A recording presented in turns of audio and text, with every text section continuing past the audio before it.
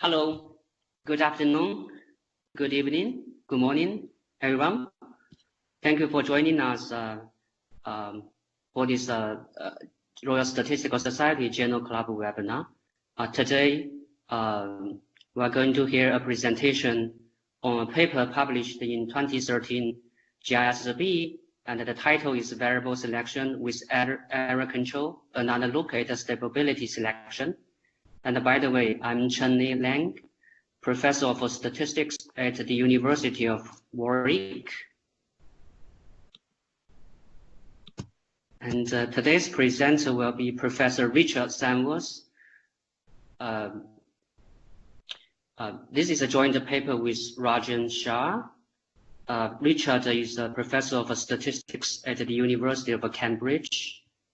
His research interests include shape constraint problems, non-parametric estimation problems, high-dimensional statistical inference, the bootstrap and related resampling methods, for example, bagging, and the statistical applications including genetics, archaeology, and oceanography.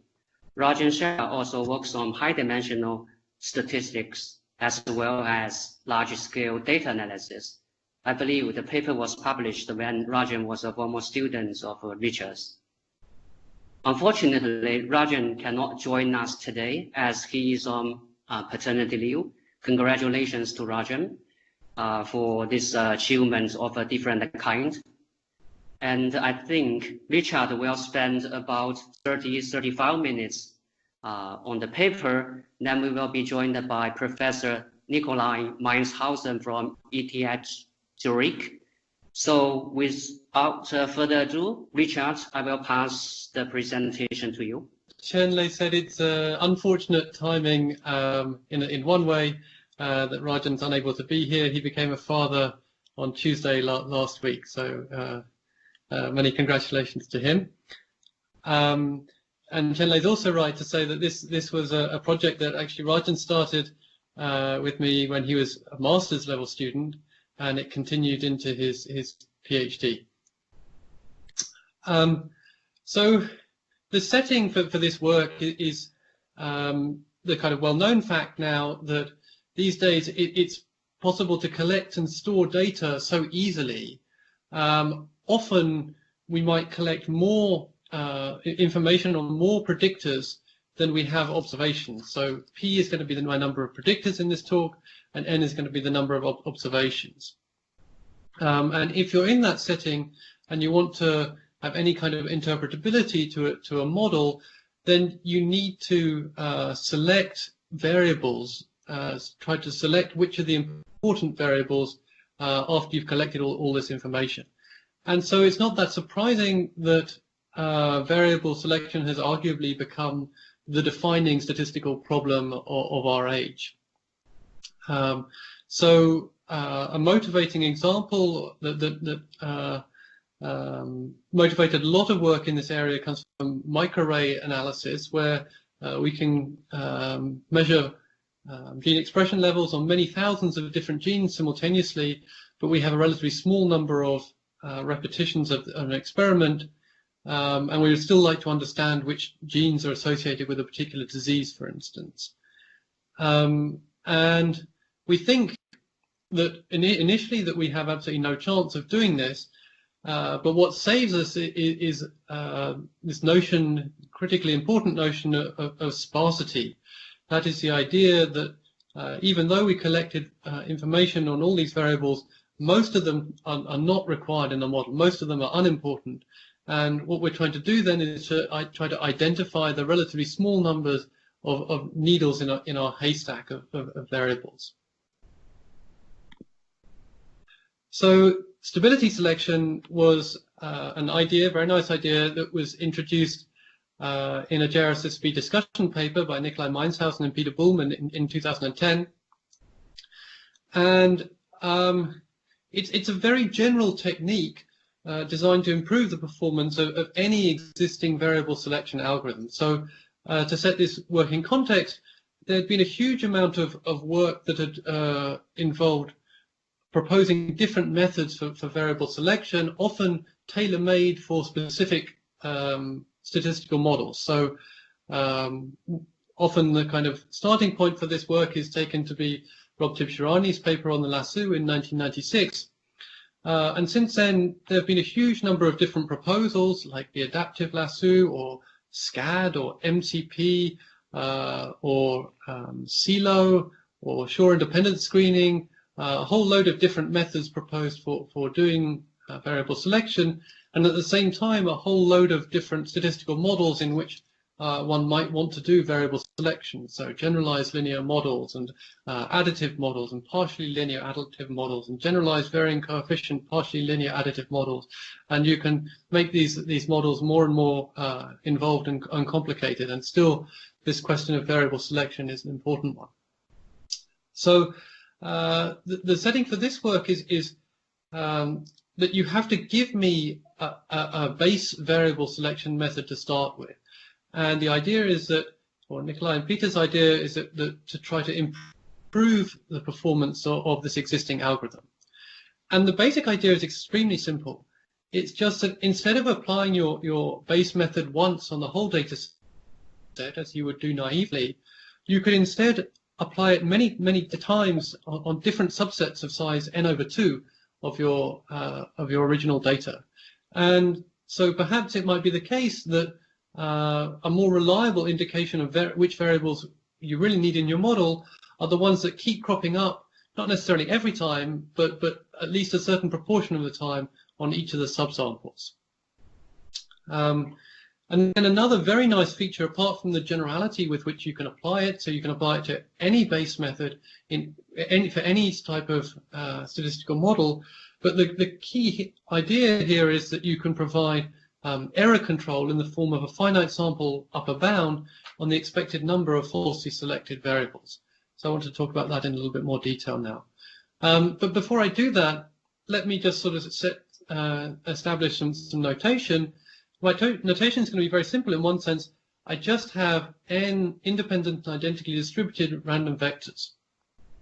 I don't want to impose a lot more structure than that for now, but sort of morally what I have in mind here is that I'm thinking of some of the indices S as being signal variables and some of the rest of them as being noise variables. So if my data, and this would often be the case in practice but isn't necessarily needed, if my data came in the form of covariate response pairs, where my covariate takes values in R to the P and my response is real valued, and I have some log likelihood that I could write down as a sum of the log likelihoods of the different observations, in that case I would say that my signal set is a set of indices with non-zero regression coefficient, and the set of noise variables is a set of indices with zero coefficient.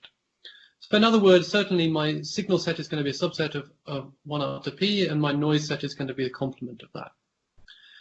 And then my base procedure, so you have to give me a base procedure that I'm going to apply on each of the subsets of data. That's a statistic, a function of the data, and it takes values in the set of all subsets of 1 up to P. So if you give me a particular data set, it returns a subset of 1 up to P, and the interpretation is that those are the variables that I need in my model. Okay, so a little bit more notation. If you give me a generic subset of all the observations or the indices of those observations, I'll write S hat for the what I get by applying this base procedure to that particular subset of the data. So Nicolai and Peter defined a quantity which we call pi hat of k, and that is the proportion of times on which variable or with the variable with index k gets chosen on over all possible subsets of size n/2, or floor of n/2, if we're being formal about this. So at least if you could compute this proportion over all subsets of size n/2, then the idea would be that you fix a particular proportion Tor, and you eventually choose those variables that crop up at least a proportion Tor of the time on these subsamples. Okay, and here is the main theorem in the Meinshausen and Bühlmann paper. It says it depends on two conditions, one of which I regard as very strong and the other of which I think is completely harmless. So the strong one says that the set of indicator functions of whether or not k gets chosen on your base procedure when k is a noise variable is an exchangeable set of random variables. So its distribution is invariant to permutation. So why do I regard this as a very strong condition? Well, in particular, it's saying that each of the noise variables has the same selection probability under the base procedure. So often we might be in a situation where some noise variables are highly correlated with signal variables and other noise variables are not so highly correlated with signal variables. And then it would seem to be sort of unlikely that all of these noise variables would have the same selection probability. Anyway, that is the condition under which this we can make some progress here. The sort of harmless assumption is just to say that my base procedure is not worse than a random guess. So it's not worse than I'd do if I completely ignored the data and just chose a particular fraction of my variables to be signal variables at random. And under those two conditions, the theorem says that if the proportion of times on which I need to be selected in order to on the subsamples in order to be chosen eventually is bigger than a half, then the expected false selection rate, that is the expected number of noise variables that get chosen by stability selection, is bounded above by this quantity on the right-hand side that depends upon three things. It depends upon the expected number of variables that get chosen on each subset. It depends upon the dimensionality P, and it depends upon this threshold tau. So one of the things that's rather surprising about this bound is you see that P is in the denominator, and P is the number of variables that could be very, very large. But what it's sort of suggesting is that there's a blessing of dimensionality here, that the bound on the false selection rate improves as P increases. And this is true, but it's a little bit misleading. What you have to realize is that this bound is only controlling one of the two types of error that you might make. It's controlling the expected number of noise variables that get selected. Of course, one could also think about trying to control the expected number of signal variables that don't get selected. And that would certainly deteriorate with P. So there's no free lunch here in the sense of a genuine blessing of dimensionality. But nevertheless, you can imagine that as P increases, it becomes increasingly unlikely that a noise variable will keep cropping up again and again and again enough times to be chosen eventually by stability selection. The other thing to notice is that, of course, P is known to the practitioner.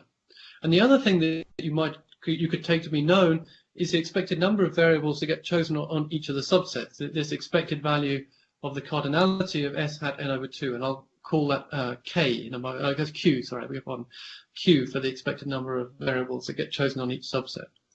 That's also within the practitioner's control. So the idea here would be that you can ask your practitioner how many falsely selected variables they're prepared to tolerate. You know Q, you know P, and therefore you can choose your cutoff tau in order to provide the control desired by the practitioner. I'll come back to that later on. So, as I said, in principle, this theorem allows the user to choose tau to give you appropriate false selection rate control.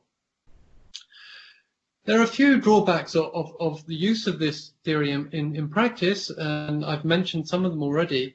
One is that the theorem requires two conditions, and one of them, namely the exchangeability condition, is a very strong one. Another one, I don't think this is too worth emphasizing too much, but it's perhaps worth mentioning briefly, that even when you've only got 30 observations, there's no way you could really cycle through all n choose n over 2 subsets of size n over 2 here.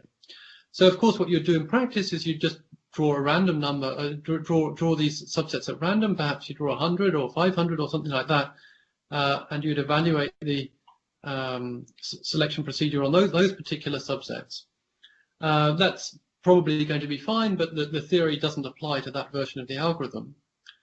And then the third point that I think is also rather important is that this bound here, this finite sample bound, tends to be rather weak in practice. So you ask your practitioner how many falsely selected variables they'll be willing to tolerate, and let's say they say 4. Well, it might well be that your actual false selection rate is more like a half. And that might not seem like a problem. We're doing better than we said we were going to. Of course, you pay the price on the other side in terms of the number of variables you select. You probably end up not choosing that many variables. So one of the things that we'd like to do is to try to get a sharper bound there that gives a more realistic trade-off between the false selections and the false non-selections. Okay, in terms of the methodological differences with the original proposal, actually we have only a very small difference. But the important point about it is it enables you to prove stronger bounds, and these then go back and have a further impact on the methodology. So the real difference here is that we're going to propose complementary pair stability selection. So this is where instead of just randomly subsampling n over 2 observations and then choosing another subsample of size n over 2, we're going to run our base procedure on both halves of the data each time. And the point about this is that what goes on the two different halves of the data are independent. And this is what enables you to prove stronger theory. So rather analogously to before, we're going to define pi hat b of k, and that's a proportion of times that variable k gets chosen on the jth subset that I've drawn. And you'll notice now that I'm explicitly introducing this b that's the number of complementary pairs that I draw. So I'm not necessarily relying on having selected all n choose n over 2 subsets that I could have potentially chosen. But then very analogously to what we did before, the complementary pair stability selection is going to choose those variable indices for which pi hat b is greater than or equal to Tor. That is the proportion of times on which variable k is chosen on these subsets is at least Tor. So now I want to take a slightly different perspective about signal and noise variables from what we had before. This is perhaps a little bit non-standard, but is related to the fact that stability selection is a procedure that you sort of bolt on. It's a way of augmenting an existing procedure rather than being one that's completely self-contained in its definition.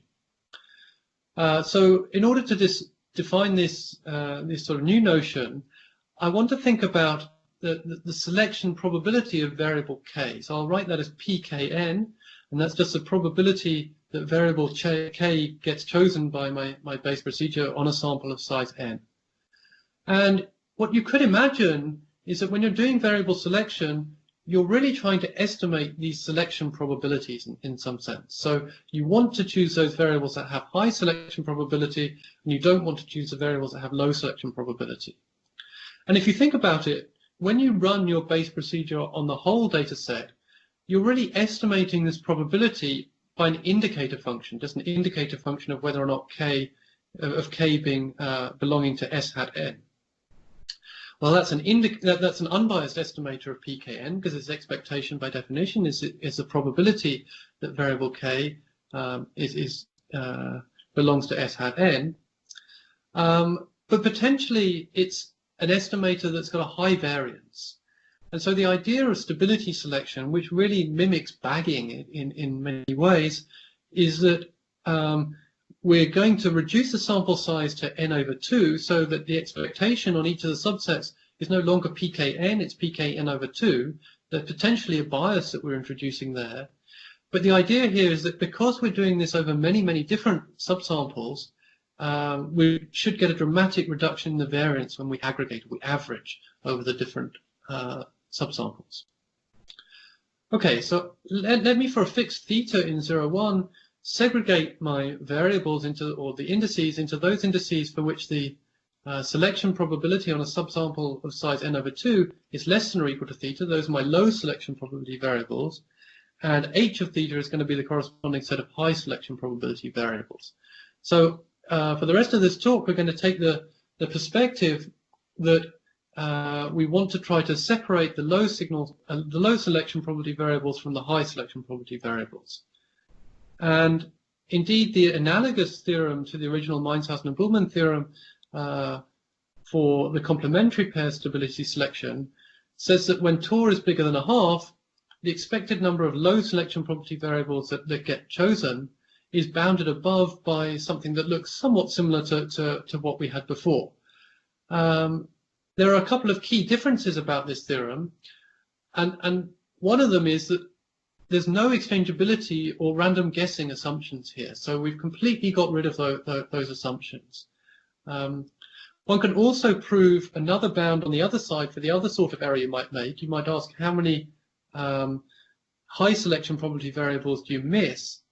And there is a corresponding bound here. It's only valid when Tor is less than a half. So there's a slightly unfortunate aspect of these two results, that there's no specific Tor which is covered by both of these bounds. So it gives you control of both types of error.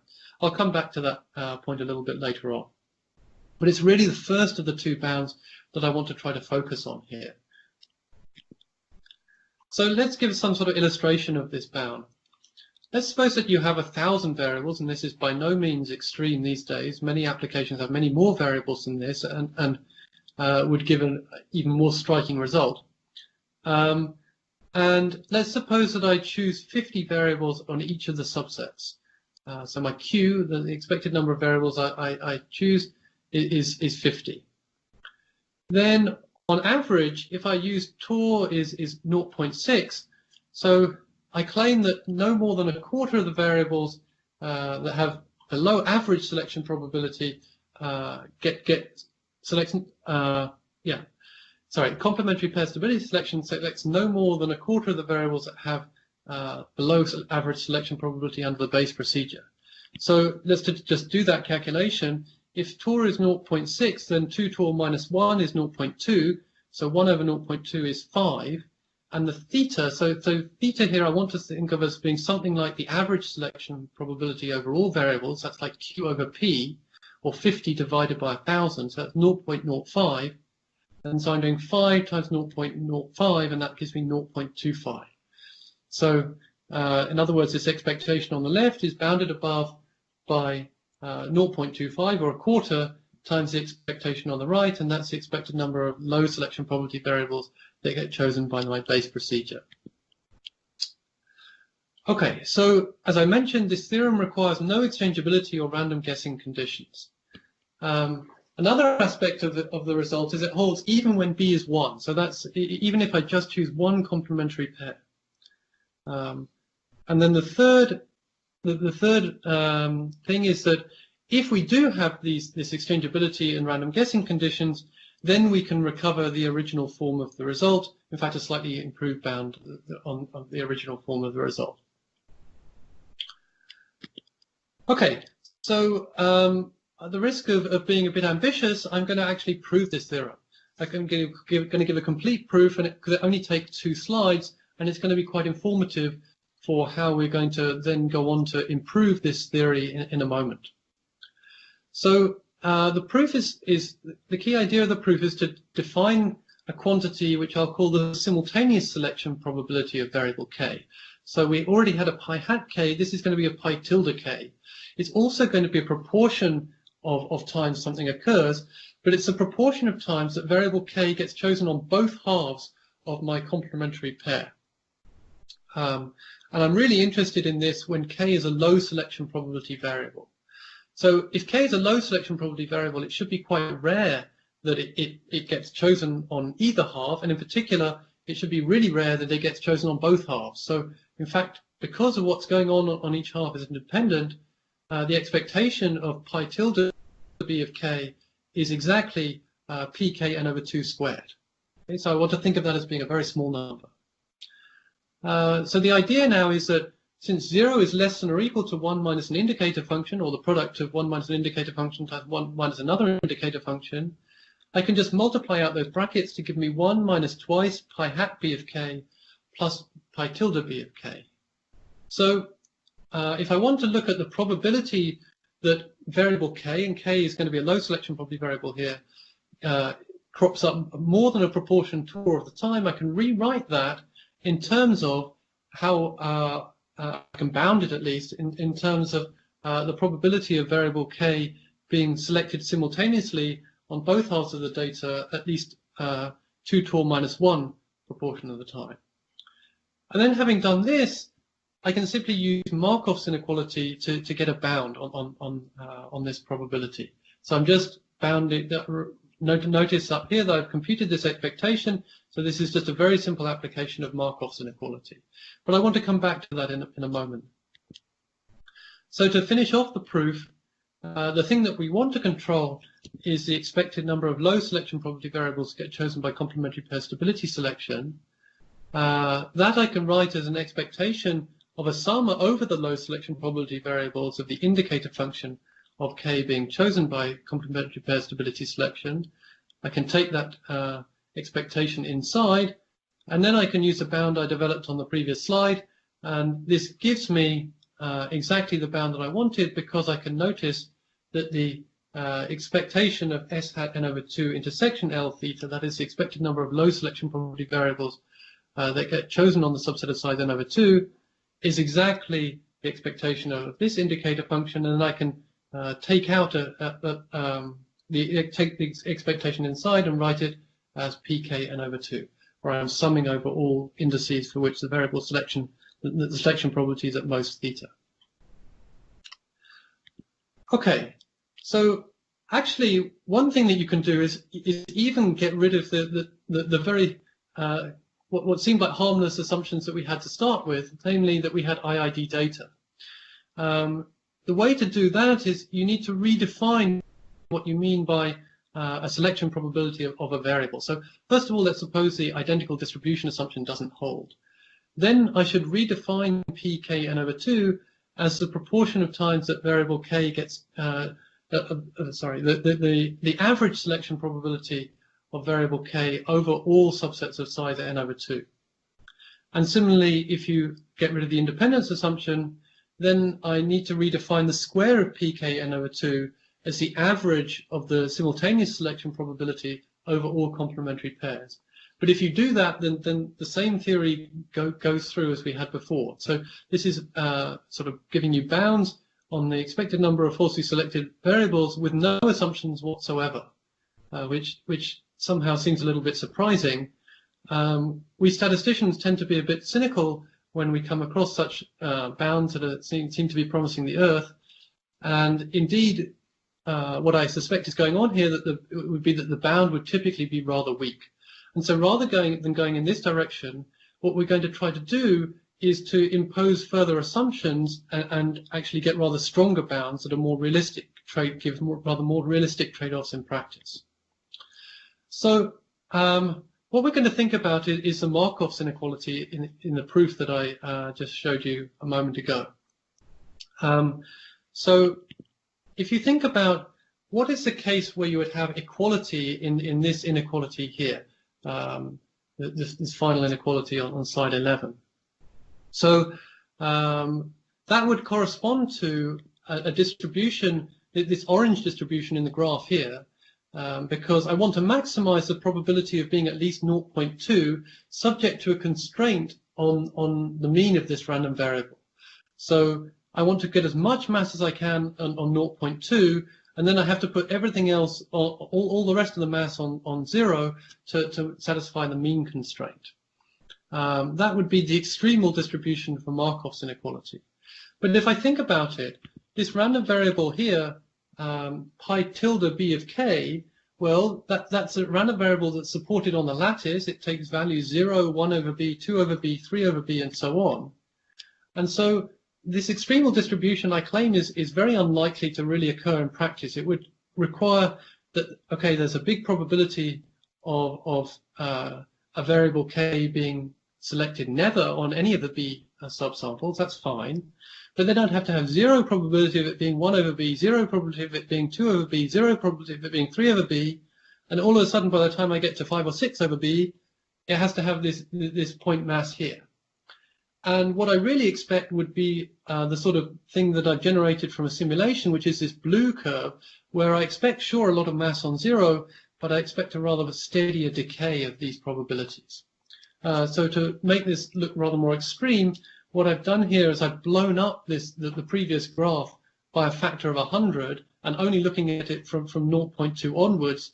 And you can see that the amount of mass that the extremal distribution puts on 0.2 is way more than the blue masses along the bottom, which come from a simulation. So what we are instead going to do is impose some shape restrictions on the distribution of this lattice-valued random variable pi tilde b of k. The first obvious thing to do is to think about unimodality. And if you do that, then you can prove a new version of Markov's inequality for unimodal random variables supported on a lattice. And you get a new bound on the expected number of low selection probability variables that get chosen. And it's of this form here, which looks a little bit more complicated. It's always an improvement on the previous bound. And one thing I want to point out is that you can now see that the way that the b comes into the bound. So it's a number of complementary pairs that you choose. The larger you choose b, the better the bound is. We thought that the fact that there was a sort of bound that applied independently of b, held even when b is 1, suggested that it was a bit weak. And here you can see that it's explicitly coming in. And so under unimodality, we're getting a slightly better, or somewhat better, closer approximation, but still not very good approximation to the data that's coming from a simulation. It's still putting far too much mass beyond 0.2. So let's suppose we put a stronger shape restriction on the distribution of pi tilde b of k. A very natural one, or the way I would think about it would be very natural, would to think of this being a log concave distribution. The reason I say that is because pi tilde b of k is a sample average of indicator functions. If these summands were independent, then it would have a scaled binomial distribution, which would be log concave. But of course they don't have then the summands are not independent. And it turned out that the log concavity was just a little bit too strong. It wasn't typically satisfied in practice. So fortunately, there's this continuum of constraints called R-concavity constraints that interpolate between unimodality and log concavity. The precise definition isn't perhaps too important, but the important thing is that we can develop new versions of Markov inequality for R-concave random variables that again enable you to get stronger bounds on the expected false selection rate. And we did a lot of simulations with different base procedures and different underlying data generating mechanisms that suggested choosing R as -1/2 was a reasonable and actually possibly slightly conservative choice. And now you'll see that this is a much better matchup to the theory. You're seeing the sort of decay that you expect. In fact, you can go one stage further. In fact, this slide here is just giving you some indication that the R is -1/2 constraint is kind of sensible. I'm expecting these circles to be a concave function in that case. So you really shouldn't worry about this kind of area here. These correspond to really, really tiny probabilities that have no practical importance. And this bottom picture here is just showing you the way in which you're getting better and better bounds on this tail probability with the -1/2 concave assumption. One further thing you can do is actually also assume that Pihat b of k is R concave, and we found R is -1/4 concave is more suitable here. And then you can actually obtain the minimum of two different bounds on the false selection probability. And probably the picture that summarizes this whole story is this one here. So along the bottom, what we're looking at is the expected number of low selection probability variables that get chosen, and the solid line comes from one simulation. It wasn't a particularly carefully chosen simulation, it was just one simulation setting. The orange dashed line at the top here is the original Meinshausen and Bühlmann bound. And you can see that this is rather conservative as a bound of this solid line here. And in particular, it blows up to infinity as Tor tends to a half, as do our worst case bound, this dashed line, and the unimodal bound, which is the green line. But our best bound, which is a minimum of these two different bounds, the purple dashed line, this doesn't blow up to infinity and gives you a fairly decent control of the false selection rate for quite a wide range of values of Tor. And you'll see this kink here is exactly where the minimum goes from being attained by one term in the bound to being attained by the other. Okay, so let me very quickly run through a simulation study. This was designed to mimic some of the settings within the Meinshausen and Bühlmann paper. We're just looking at a linear model with a Toeplitz Gaussian design. We choose our sparsity level and our non-zero regression coefficients. So we've got 200 observations and 1,000 variables. And we're going to seek to control the expected number of low selection probability variables at level L. And a suggestion in the Meinshausen and Bühlmann paper is that one way to do this, according to their bound, is to choose the number of variables that get chosen on each subset to be the square root of 0.8 times L times P, and then choose Tor to be 0.9. So we're going to follow that. And then we're also going to compare how we do when we use complementary pair stability selection using this particular choice. And what we're looking at is what proportion of the signal variables do we recover compared with an oracle choice that chooses Tor star based on a whole load of sort of pre-done simulations to choose a Tor star that actually gives you exactly error level control of L.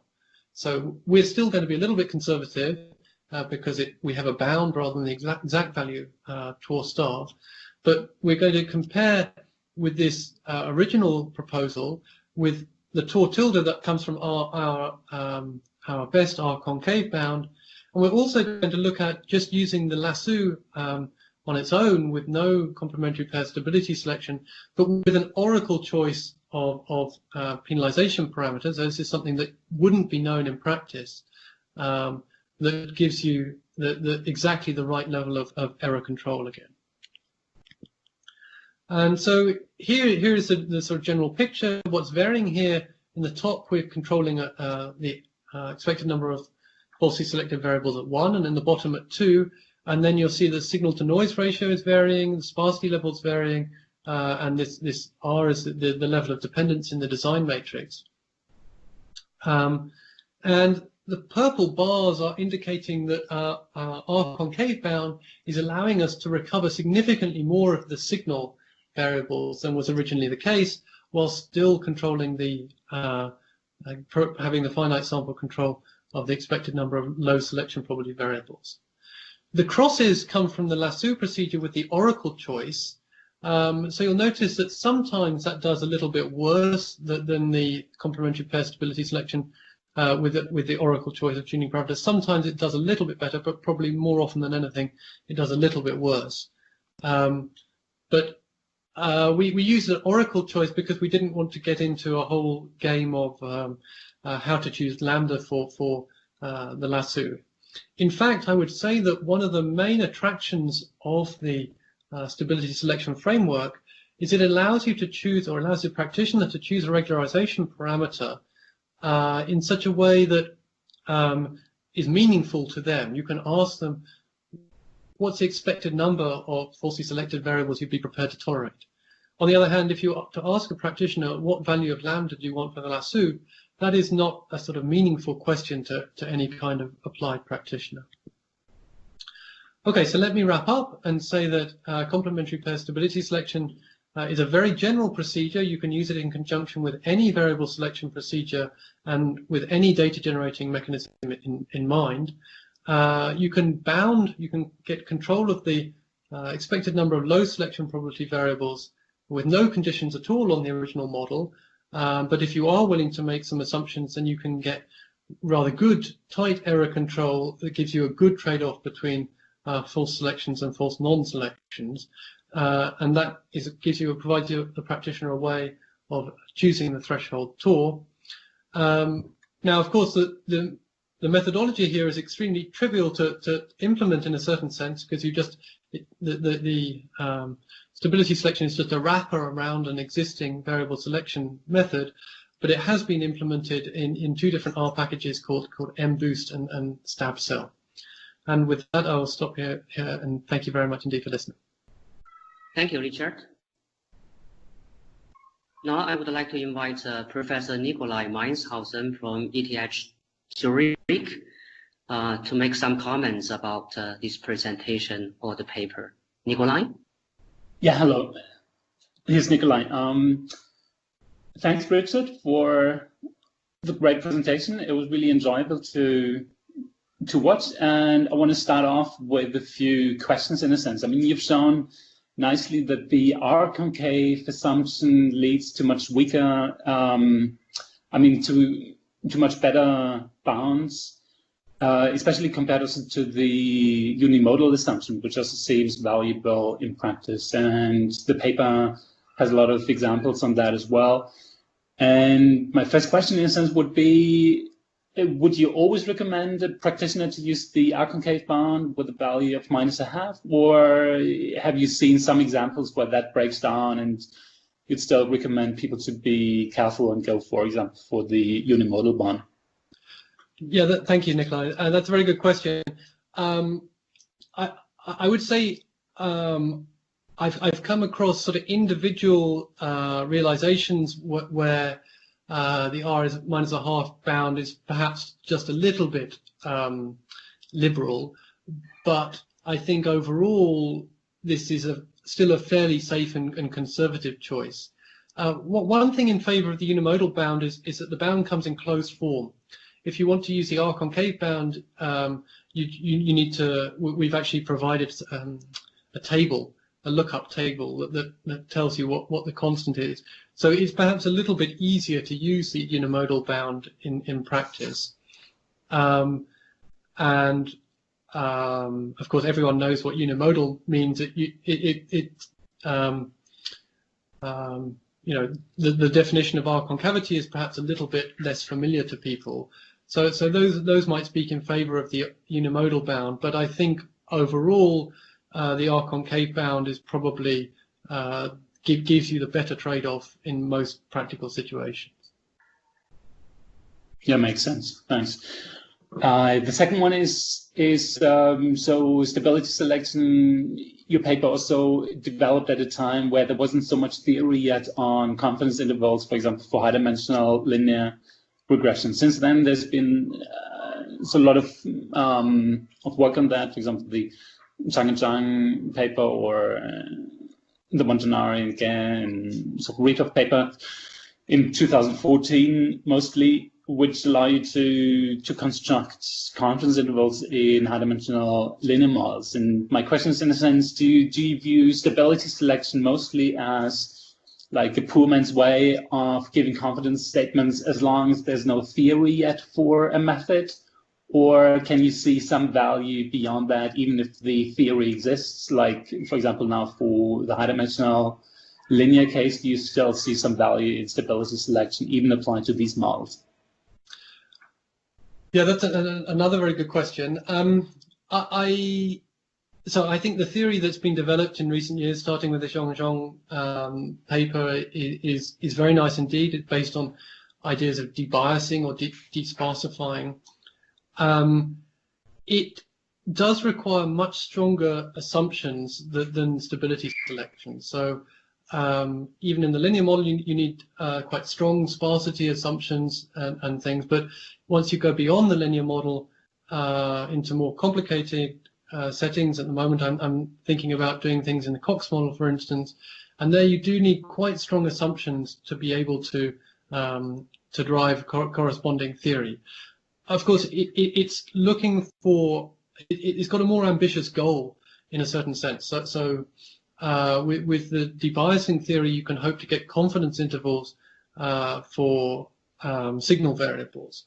It's actually a pretty challenging problem in finite samples to still get good coverage, in my experience, for signal confidence intervals for signal variables. But nevertheless, in principle, one can do this, and I think that's both useful and very interesting. Stability selection relies on much weaker conditions, and at least in terms of getting some sort of p-value or for some sort of hypothesis like being a low selection probability variable and some sort of null hypothesis like that, I think that stability selection applies very, very generally to all sorts of problems like that. So maybe you would call it a poor man's. It gives you something in very general settings. That's perhaps an attractive feature of stability selection as a method. Yeah, I mean, this is the experience we have had as well, that it's easy to find examples and settings where the debiasing leads to loss of the type 1 error rate control, whereas stability selection is pretty hard to lose the control in general settings. Okay, Richard, I have a very simple question. What happens if my true model is not really sparse? I have some weak signals and some strong signals. Will your method still work according to your theory? So I suppose it depends on each variable has a selection probability, and what you could imagine is the distribution of those selection probabilities indexed by k. Right. So a sort of ideal setting would be where some of the variables have 0 selection probability. That'd be my low selection probability variable, and all the other ones have fairly high selection probability. Now, in practice, of course, you're never going to get exactly that separation, but you can imagine that you would like there to be a relatively clear distinction between what I should consider low selection probability variables and what I should consider high selection probability variables, and that if all variables had the same selection probability, which would be the case, for instance, if my base procedure was to do a random guess, then stability selection is definitely not going to improve things. It's got no chance, right? So the success or otherwise of stability selection is really contingent on the choice of base procedure and how well what the resulting distribution of the selection probabilities of variables is. Yes. Yeah. Thank you. Maybe I can ask another one. Go ahead, Nicolai. Yeah, so there's also been the paper by Lim and Bingyu in 2016 where they talk about estimation stability, and they are mostly concerned not with the variable selection but with the prediction as a function of lambda, and they propose to pick the value of lambda, which gives you the most stable solution in a sense, in a prediction sense. So they take a ratio between the variance over random splits of the forecast y hat as a function of lambda and divided by the mean value of the forecast squared. And they try to pick the value of lambda to give you the most stable model in this sense, kind of, so they don't look at the variable selection. And my question would be kind of, what do you see is the relation between the feature selection and the prediction, if you look at it both in the context of stable models in a broader sense? And do you think like the notion of picking the largest stable model could also be transferred to the variable selection case? So I think, I mean, they are two quite different problems for which you would typically want rather different choices of regularization parameter, that namely the prediction problem and the kind of structure estimation or variable selection problem. And again, when it comes to stability selection, it depends what your choice of base procedure is. Some methods are inherently trying to select variables that do a good would be useful for prediction, and some are not. So you could think about so things like based on around ordinary least squares, loss functions, or penalized versions of that on the one hand, and then something like Shah independent screening on the other, which is looking to maximize marginal correlation with the response. And so in some sense, I guess stability selection is trying to do what that base procedure is doing. In what I mean, that each base procedure gives you this underlying distribution of selection probabilities for variables. So I don't know if that kind of answers at least the first part of your question. Yes, it does. Thanks.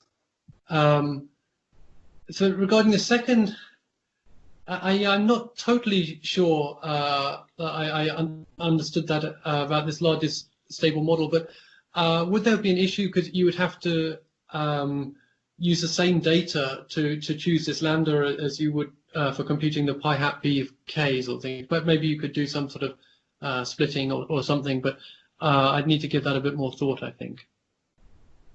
Yeah, I don't think it's easy as well. I just wanted to flag this up as a question somehow. It might be interesting to look at in the future.